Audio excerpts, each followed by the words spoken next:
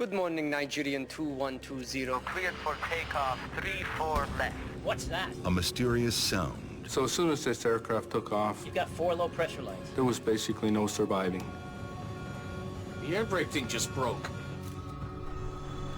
Smoke. I'll take a look. They think they've got a hydraulic problem.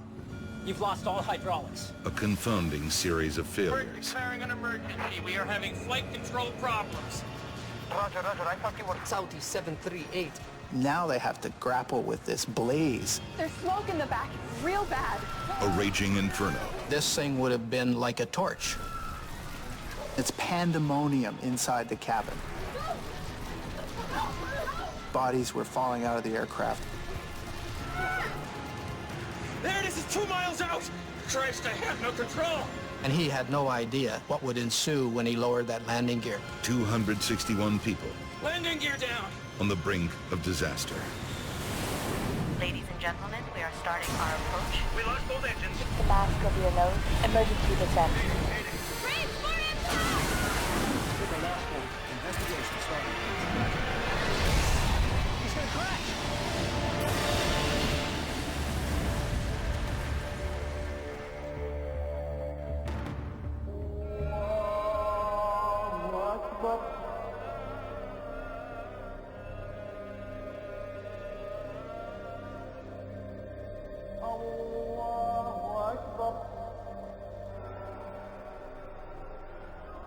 Mecca, Saudi Arabia, the birthplace of the Prophet Muhammad. This is the holiest city in all of Islam. Making the journey to Mecca is a sacred duty in the life of every Muslim. The Hajj is the world's largest pilgrimage. This week, more than 1.5 million people will take part in the ritual. 50 miles away, one of the largest airports in the world is the gateway to Mecca for pilgrims traveling by air. Jeddah Airport has a terminal built exclusively for the annual Hajj. A terminal that can handle 80,000 passengers at a time. Today, in blistering desert heat, Nigeria Airways Flight 2120 prepares to take a group of Nigerian pilgrims home. For most Westerners, a Hajj flight would seem almost surreal. These are very poor pilgrims from villages in Nigeria. They've never been on a plane for the most part. The whole cultural difference is amazing. I mean, there's stories told about some of these pilgrims getting into the airplanes and actually trying to light their barbecues to cook meals on the flights, not realizing that, of course, you can't do that. The 247 passengers are on board a DC-8 that will be heading west across Africa to Sokoto, Nigeria. It's a charter flight operated by Canadian airline Nation Air. The DC-8 was the primary aircraft for Nation Air. It was reliable, sturdy, and served us very well in operations throughout the world. Nation Air was a scrappy little startup airline based in Montreal, and it started by taking people on vacations to sunny destinations during the winter, and it grew very rapidly. And then it had this very unusual offshore charter business, which is what brought them to Jeddah and Saudi Arabia. By offering unconventional flights that most other airlines would never consider, Nation Air is giving its competition a run for their money. Sir, you have to take your seat, please. Captain William Allen is a former Canadian Air Force pilot. He has more than 20 years of flying experience. First Officer Kent Davidge will be at the controls today, piloting Flight 2120 out of Jeddah. Let's close her up and get out of here. Starting 4. You've got number 4 way up here. Okay, starting 1. Victor Furr I'll turn on the aircon. is the engineer on today's flight. There are two other Nation Air employees on the plane. Lead mechanic Jean-Paul Philippe and project manager Aldo Tedamonte. Mr. Tedamonte was sent to Jeddah by our planning department to primarily provide logistical administrative support. Flight 2120 must taxi 3 miles across the sprawling airfield to get to its takeoff position. Flight controls.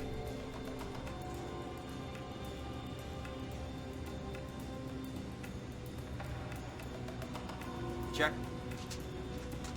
It's a long way around. Yep. Good morning, Nigerian 120, cleared for takeoff. 3-4 left. At 8:26 a.m., it's already 86 degrees Fahrenheit outside.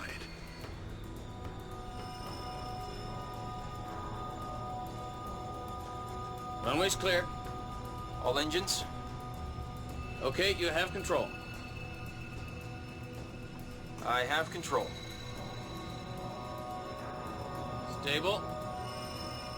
Brakes released. Set max thrust. Max thrust. Davidge powers the DC-8 down the runway. So early in the takeoff roll, they hear a loud sound in the cockpit. And the flight engineer says, What's that?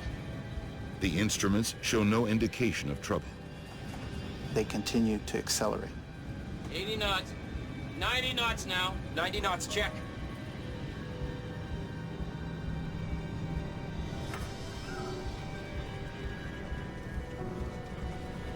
Sort of a shimmy. Like if you're riding on one of those thingamajigs. V1. V1 is the speed at which pilots can no longer safely abandon their takeoff. Rotate.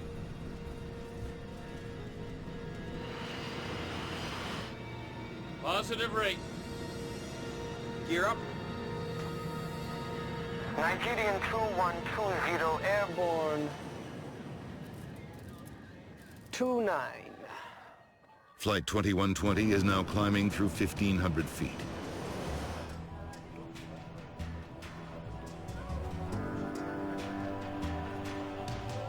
The plane has been in the air for 90 seconds.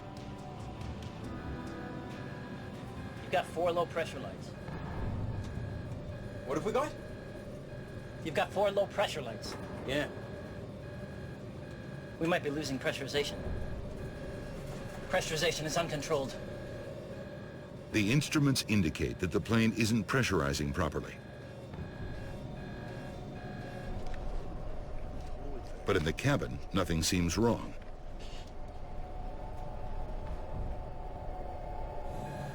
Level off. Okay.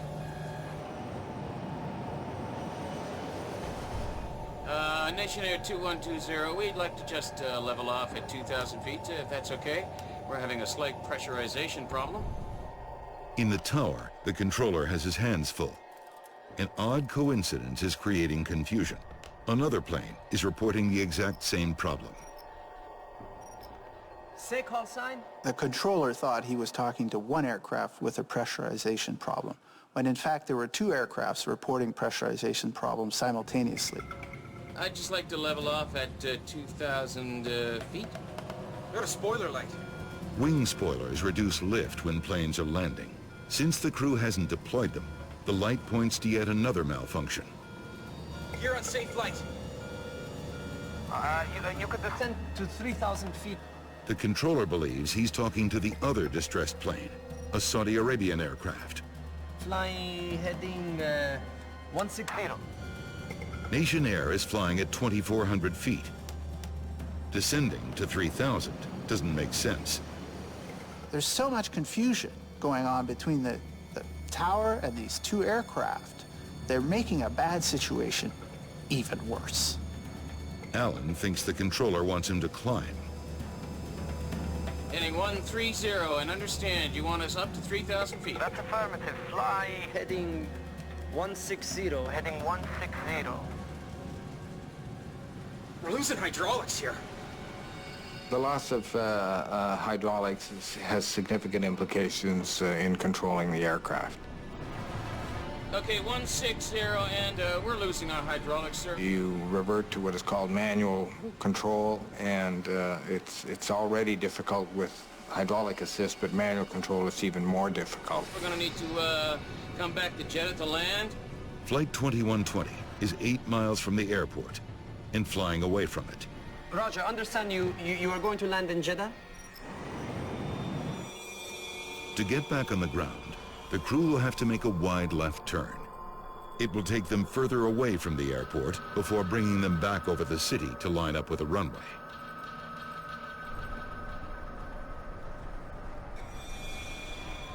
In the cabin, the first signs of trouble.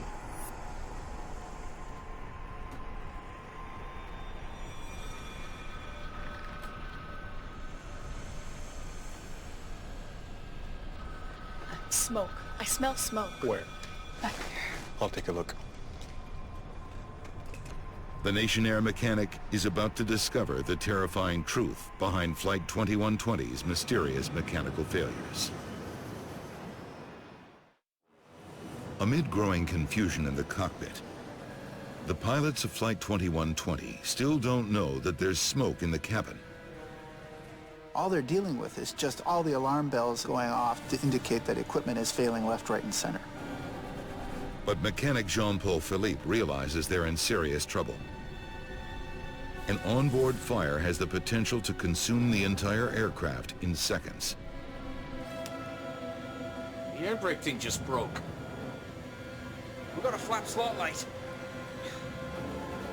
Less than 3 minutes after takeoff, passengers begin to notice something's wrong. Okay, sir, we have a problem. We're leveling here right at the moment. Level off right now. Right now, level off! We're level 3. The controller still believes he's talking to another plane. Yeah, I will give you further instructions. Descend right now, 3,000 feet. Jeddah Airport Climb thrust. is now 12 miles away. With the heaviest smoke at the back of the plane, passengers rush forward, desperate for air. Okay, leveling at 3,000 feet, and if you could give us a heading back toward the runway. We're declaring an emergency. We'll advise you of the problem. We're declaring an emergency at this time. Roger, confirm you would like to be runway 16. No, 34 would be better. We're gonna need time to get ready for the landing. So we have confusion between the two planes in the tower. We have, unbeknownst to the pilot and the crew in the cockpit, smoke billowing into the passenger's seat area. There's smoke in the back, real bad. Yeah, we're heading back. We've got a hydraulic problem, Kate. So this is the first indication that the pilot has of anything going on in the back of the plane. Should I tell the passengers? Yeah, just tell them we'll be returning to Jeddah. They think they've got a hydraulic problem. Now they have to grapple with this blaze that is spreading through the rear of the aircraft.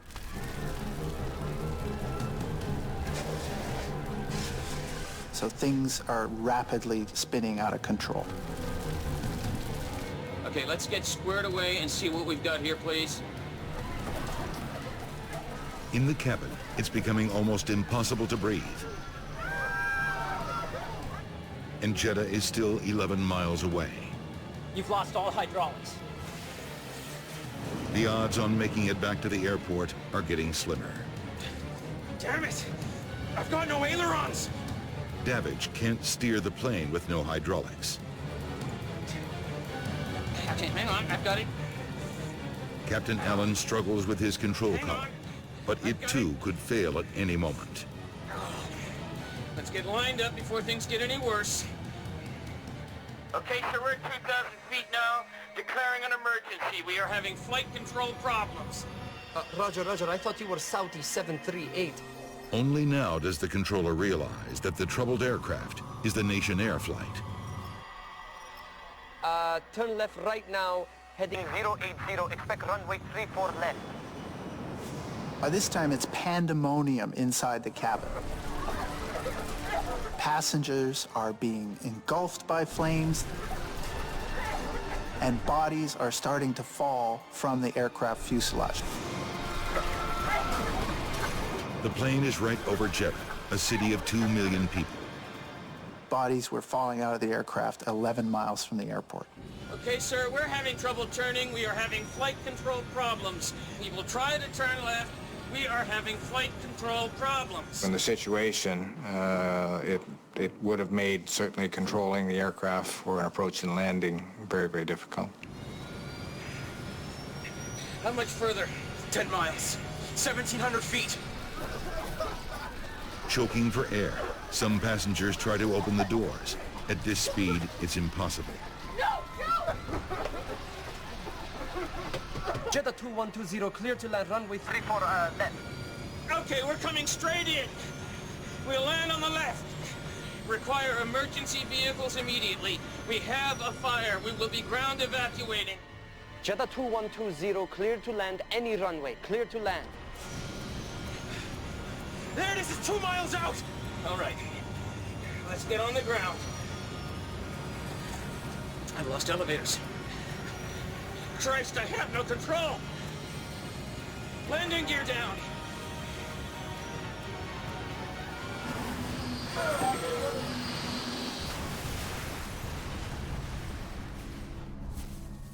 Saudi Air 738, Nigeria Airlines is down, just short of runway 34 center.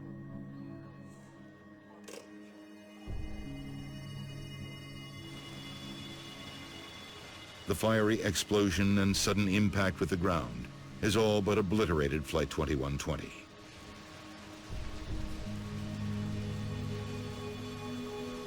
A trail of blackened debris stained the desert half a mile short of Jeddah's main airport. Little was left of the DC-8. Such was the force of the impact. 247 passengers and 14 crew members are dead. This is the worst accident ever for a Canadian airline. And the deadliest crash of a DC-8 in history.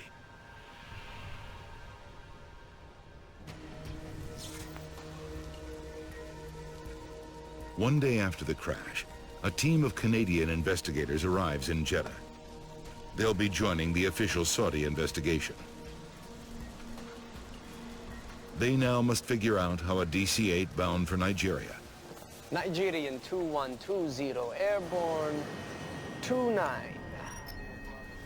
ended up in pieces just 10 minutes after taking off. Has anything been removed? We'd heard that there had been an onboard fire, but really little more than that, beyond the fact that all the 261 souls on board had perished in the accident. Bill Taylor is the Transportation Safety Board of Canada's technical expert. My first view of the crash site was one of astonishment, really, at the spread of the debris, the severity of the breakup. Usually there's some indication of recognizable parts of the aircraft, but there was virtually nothing to identify it as an aircraft. I can't even tell what most of this is. It was critical for us to know what happened as quickly as possible because we're carrying millions of people all over the world, and so we wanted to know if we had a problem. Do we have a problem with our operation, our equipment, our aircraft? The thing that impacts you is when you're dealing with 247 passengers and 14 crew all dead. That gets your attention. And the fact that something as big as a DC-8 is now lying there in a zillion pieces, all burned. Yeah, it has an effect.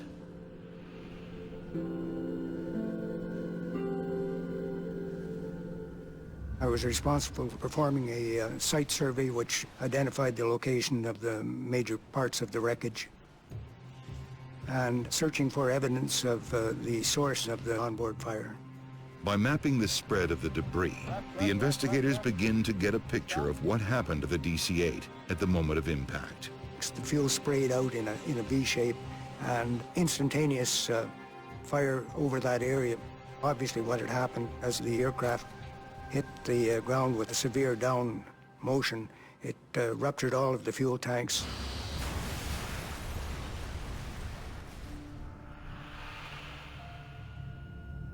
The main wreckage sprawls across a stretch of desert 1,300 feet long and 650 feet wide.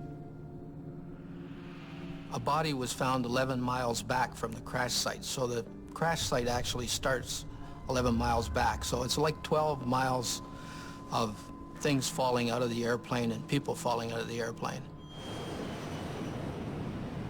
We did see that whole sections of seats were melted and charred, and obviously had people in them when they fell.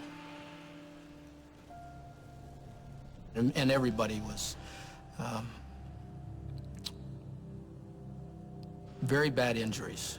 Let's just leave it at that. The most important question for investigators is, where did the fire start? But with so much of the plane so badly burned, it will be hard to plot the progress of the fire. They need to distinguish between pieces that burned in the air from those that caught fire on the ground. Got a small bag?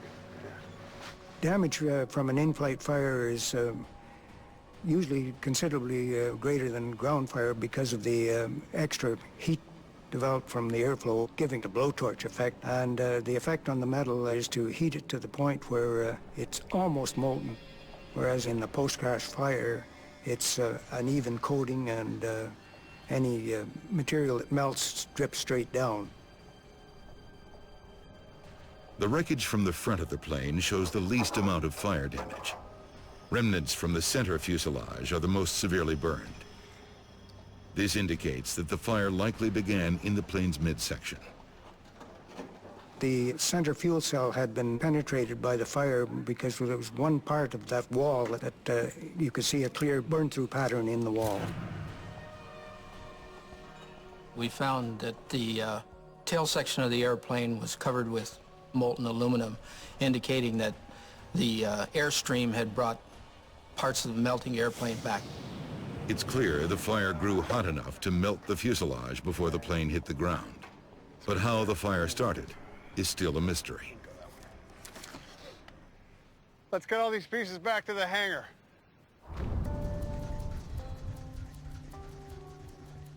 The Saudi government provides a hangar for the investigators to conduct a more in-depth analysis of the wreckage. The lead investigator on the case is the Transportation Safety Board of Canada's Ron Coleman. The Saudis didn't have the expertise on the ground or in the area and hadn't done any major accident investigations that I was aware of.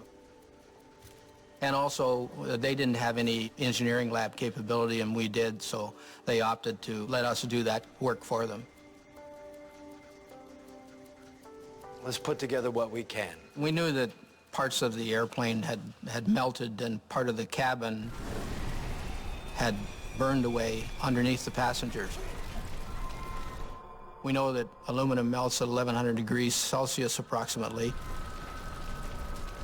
So this thing would have been like a torch.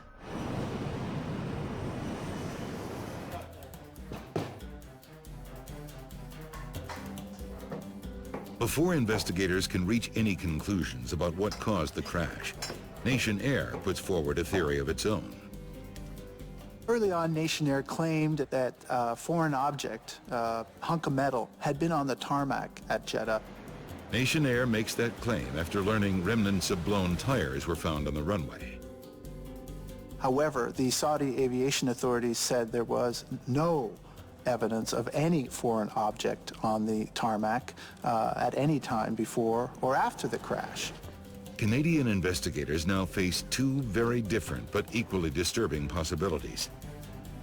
Either Nation Air is rushing to judgment about why one of its planes went down, or the Saudi Aviation Authority is attempting a cover-up.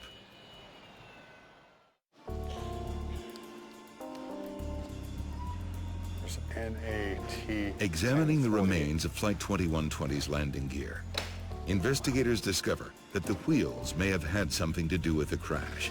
One of the left wheel rims shows clear signs of having been scraped along the runway. This is the number 2 wheel that was recovered from the accident site. You can see here the area where the wheel was ground down. You can imagine the kind of heat that would generate running along the runway, scraping off. At the crash site, Bill Taylor makes a chance discovery. It adds an unexpected new layer to the investigation. I noticed a piece of paper blowing across the site. Picked it up, and I could see that it was handwritten notes on this paper, and it turned out to be part of the A-Flight inspection checklist, and it was the actual page that recorded tire pressures. Hey. The maintenance checklist shows that the tires were inflated to normal pressure. What is not normal is that there are 2 different colors of ink, with a second entry written over the first. It was apparent that the numbers had been changed at some point. It didn't look right. We recommended that we send it to the RCMP for them to look at it and see if it had been altered or documented, because there is a law in the aviation industry that no documents shall be altered. And this one looks suspect. The plane's flight data recorder and the cockpit voice recorder have been recovered, though it's far from certain whether any data has survived the intense heat and heavy impact. We packaged them and transported them back to the Canadian lab for analysis. Tire tracks on the runway offer some intriguing clues about what happened to Flight 2120.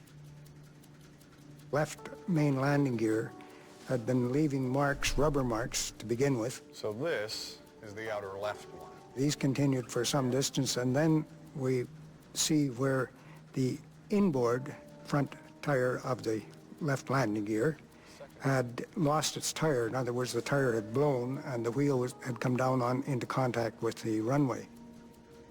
From rubber marks in the runway, Taylor concludes that the aircraft blew 2 adjacent tires, both from the left main landing gear.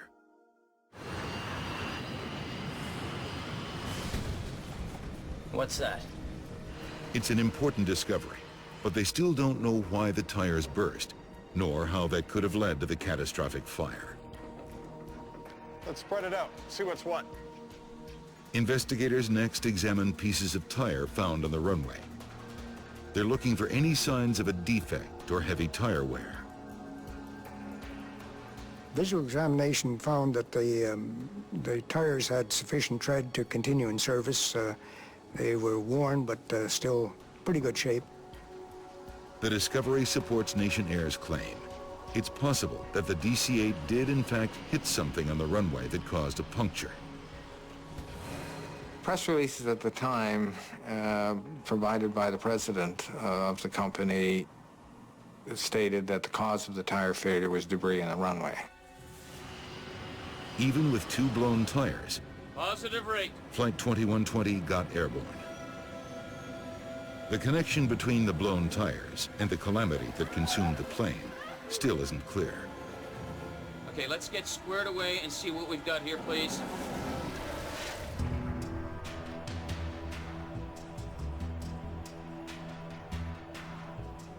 In Ottawa, the Transportation Safety Board has salvaged the cockpit voice recording. But instead of solving the mystery, it only adds to it.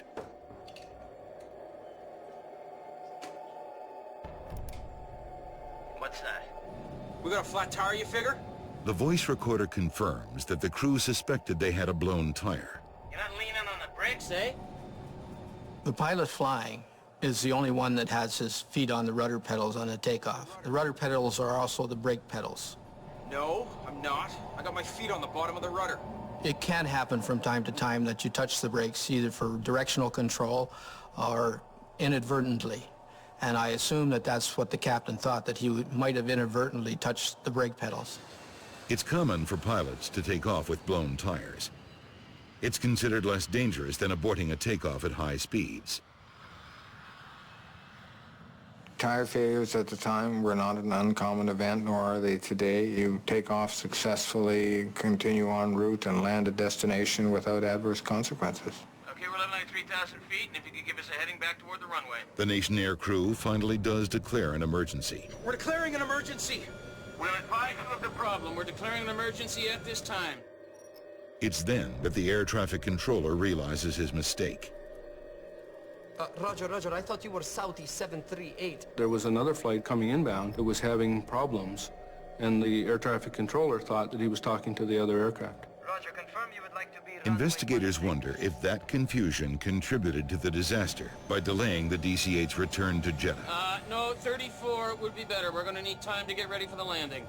But after studying air traffic communication transcripts and analyzing the flight path, they determined that the mix-up did not add any time to the return journey. As it turns out, this didn't have any effect on the eventual crashing of the aircraft. The question remains, could a blown tire have somehow led to an intense fire that took down a commercial aircraft in 10 minutes? At the Royal Canadian Mounted Police Forensics Lab, technicians have analyzed the Nation Air maintenance log. Tests reveal 2 layers of ink on the log entries. The readings for the tire pressure were written over, and the actual readings that were underneath showed 20 to 30 psi below the required levels to operate the plane and tires safely. So the only conclusion that you could make from that is that the entries were falsified. Tell me what the plan was for the tires. With this troubling new information, investigators now turn their attention to the mechanics who last worked on the plane. They learn that 4 days before the crash, at a stop in Ghana, Africa, mechanics wanted to change the tires. The tread was beginning to wear, and the pressure was low.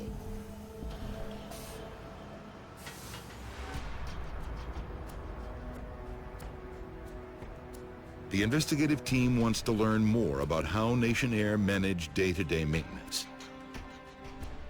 Bill Taylor is joined by operations expert Larry Vance.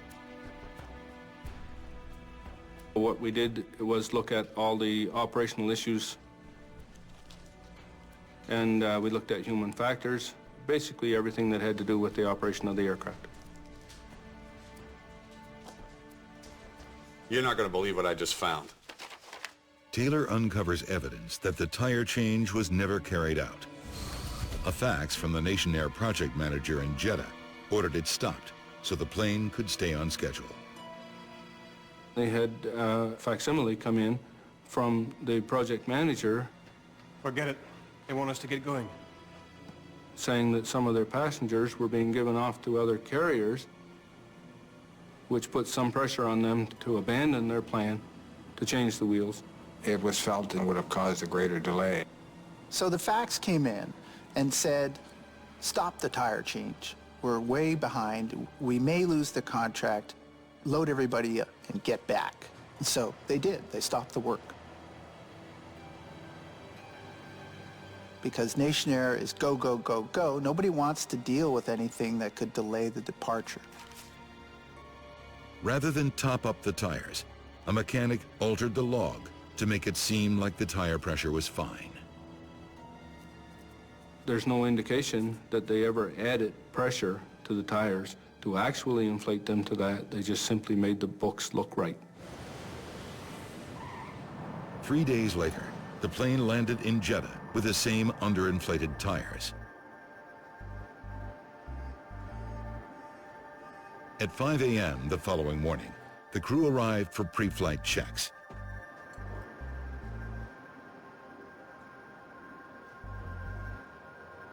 "20 minutes before takeoff, lead mechanic Jean-Paul Philippe finally decided to get the tires topped up. He had waited for quite a long time. I believe the passengers were on board and the baggage was on board. Basically, the flight was ready to leave when he finally decided it was the right thing to do to try and get nitrogen. All the tanks are empty. Aircraft tires are inflated with nitrogen, not air. Nitrogen does not expand as much as air. It's also less flammable.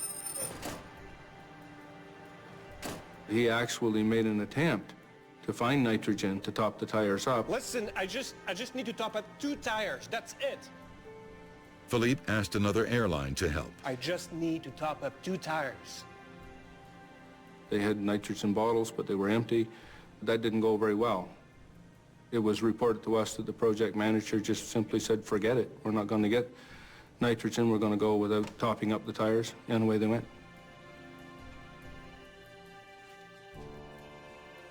He's not a commercial pilot or a trained mechanic. Investigators now conclude that the project manager's lack of experience was a critical factor in the accident. He was making operational type decisions on behalf of or instead of some of the people who should have been making the decisions themselves and putting a stop to things like allowing the aircraft to fly with underinflated tires. Oh, let me guess, we gotta go. It was something new and was to have actually assisted us in being better prepared and operating more effectively. In hindsight, the irony is where the reverse actually happened, that additional pressure was put on the crews.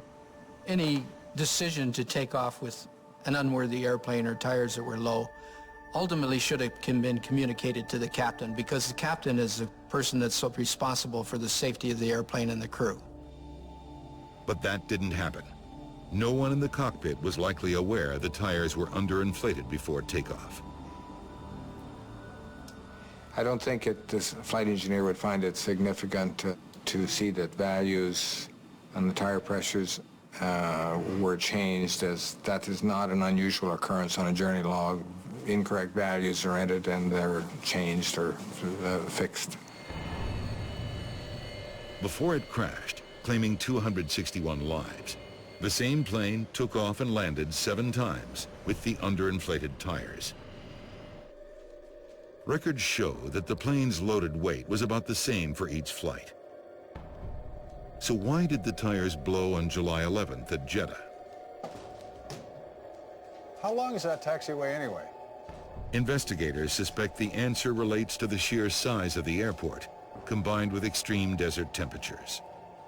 It was something like 11 minutes of taxiing with several turns, so it was a long taxi before they even started the takeoff run. They taxied for 5 kilometers. The tires must have been burning up on the tarmac. The DC-8's main landing gear consists of a left and right bogie, each with 4 wheels.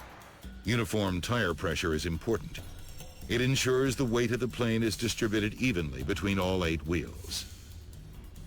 When you have an underinflated tire, that total weight then is distributed over the remaining wheels. It would be felt on the axle mate of the low-pressure tire. We calculated using our weight and balance figures that the pressure for that day would have been 183 psi. It's pretty clear from the RCMP investigation that one of the tires was 155 psi. That's 28 pounds per square inch below the safe level. Added to that, the effects of a long taxi run on a scorchingly hot taxiway. During taxi, there's an opportune time for tires to heat, and particularly tires that are underinflated, to heat up, flex, and so on. When you get over-deflection or excessive bending in that area, it generates heat. You generate enough heat, the nylon begins to melt and pulls apart. Tire blows.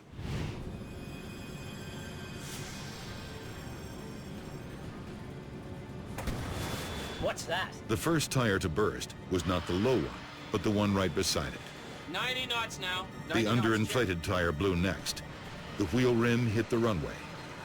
And when that started to drag and wear down the runway, it got super hot. Hot enough to ignite the rubber tires. The crew took the fire into the air with them, and it quickly consumed the plane. So as soon as this aircraft took off and they retracted the landing gear, there was basically no surviving. Gear up. The fire was going to spread. There's smoke in the back. It's real bad. They were going to crash. Yeah, just tell them we'll be returning to Jeddah.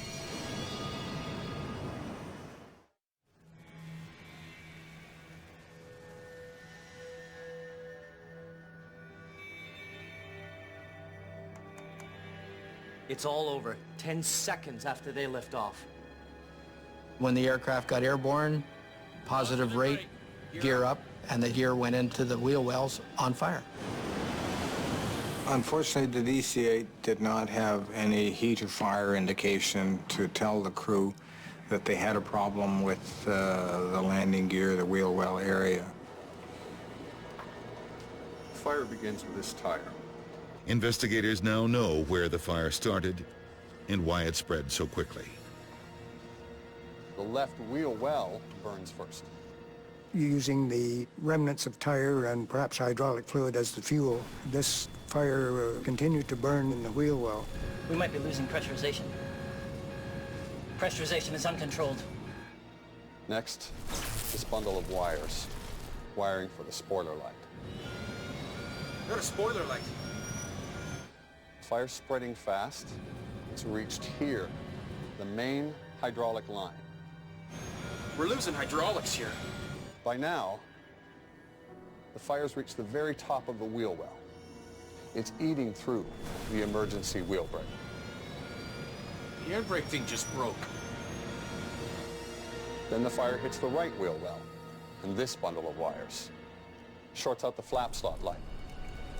We have electrical wires, we have hydraulic fluid, all highly flammable, We got a flap slot light. and you've got the air rushing at you at 240 knots. Now, the fire breaches the wheel well, making its way up towards the cabin, burning through the aileron controls on the first officer's side. Damn it! I've got no ailerons!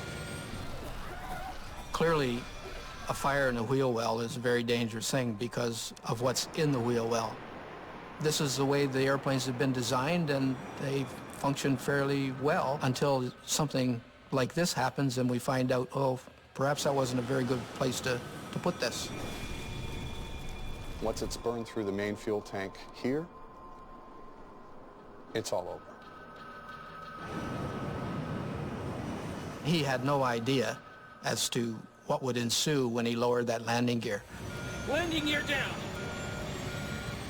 The fire had compromised the structure to the point where when this action of lowering the gear took place, it destroyed the airframe.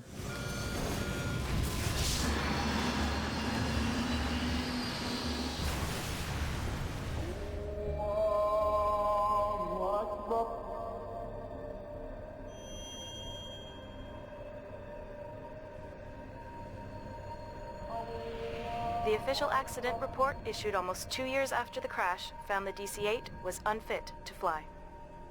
I don't believe that the people who were making the decisions had in their heads that this was a hazardous thing that they were doing. The report lists several causes for the crash, including the lack of fire prevention equipment in the wheel wells and the decision to release the plane with underinflated tires. The mechanics working on this aircraft were not fully aware of the hazard involved in low tire pressures. A number of critical changes came about after this accident. Smoke, fire, and temperature sensors in the wheel wells are now mandatory in all modern aircraft. Most critically, all crews are trained on the importance of properly inflated tires. Forget it. They want us to get going. The accident was a major factor in the collapse of Nation Air in 1993. The accident, I think, was probably the beginning of the end. Our emphasis of production over protection really identified the main weakness in the company. Oh, let me guess. No, we gotta go. You can only pressure your people to cut corners so many times and put pressure on them to keep to schedule so many times and put dollars ahead of safety so many times before something will go terribly wrong like it did in this Nation Air crash.